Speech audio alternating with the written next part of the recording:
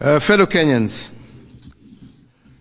on the 9th of August of 2022, Kenyans participated in an election that ushered in new leaders at all levels of our governance realm. Following a dispute in the presidential election, a petition was filed in our Supreme Court for determination of validity of the results, and the Supreme Court has today pronounced itself on this matter. When I was sworn in as your president, I made a pledge to the country, a pledge to uphold the rule of law and the decisions made by the judiciary on all matters appertaining to our governance. Today, the Supreme Court made a ruling on the presidential dispute, upholding the results announced by the Independent Electoral and Boundaries Commission on the 15th of August, 2022.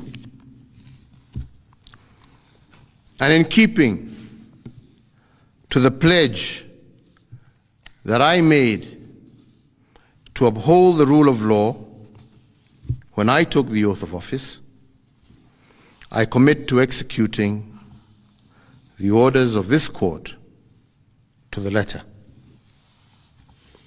The process of handing over is in progress through the Assumption of Office Committee, which actually has already begun its work as of August 10th, 2022.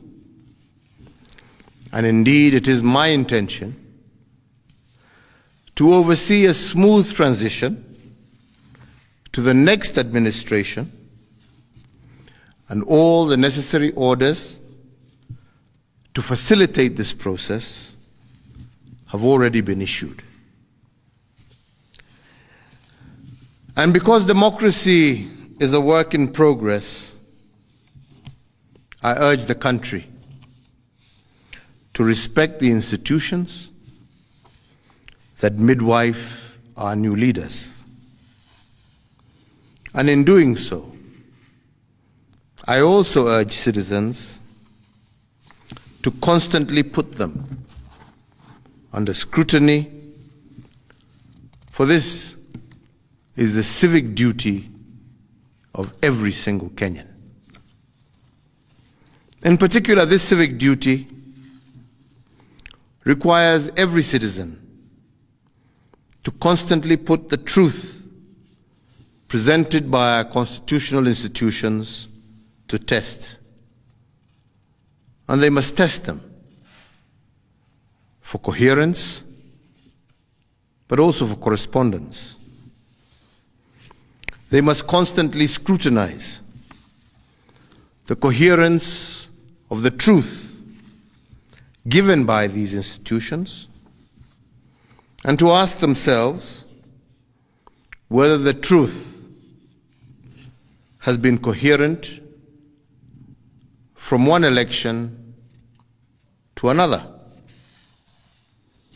Has there been a consistent pattern that is acceptable to our democratic ethos?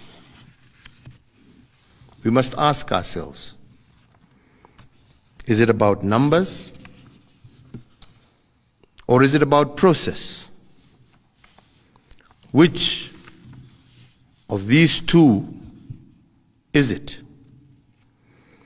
And can our institutions rule one way in one election and another way in another election without scrutiny? I do invite you, Kenyans, keep vigil, and indeed to hold all institutions to account. The second thing we must place under scrutiny is whether the truth given by institutions has correspondence.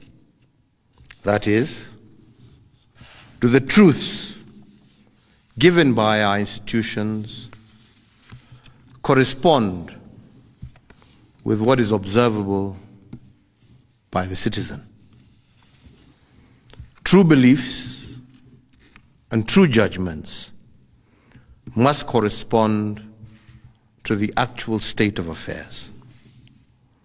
But do our constitutional institutions meet this threshold? While we must appreciate these institutions, we must also hold them to account at every juncture.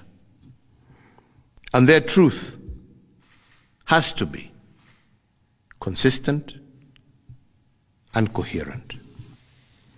This is the only way we will build our democracy. I want to take this opportunity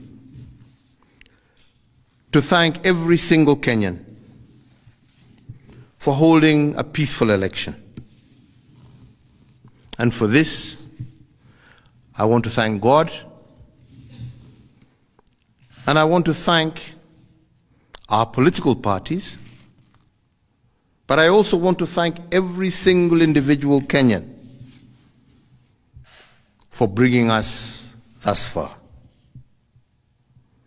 I want to wish well all who have won as they guide our country into the future.